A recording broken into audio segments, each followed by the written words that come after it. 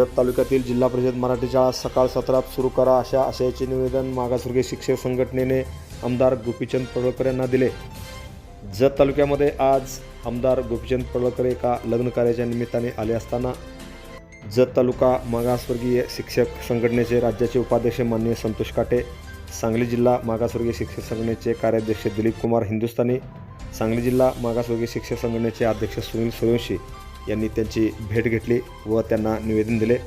जत तालुक्यामध्ये सध्या उन्हाची प्रचंड तीव्रता वाढली असून अनेक जिल्हा परिषद मराठी शाळेमध्ये विद्यार्थ्यांना पिण्याचे पाणी नाही, त्यामुळे या जिल्हा परिषदच्या मराठी शाळा सकाळ सत्रात सुरू कराव्यात अशा सूचना जिल्हा परिषदेला आमदार गोपीचंद पडळकर यांनी द्याव्यात अशा आशयाचे निवेदन त्यांनी यावेळी आमदार गोपीचंद पडळकर यांना दिले।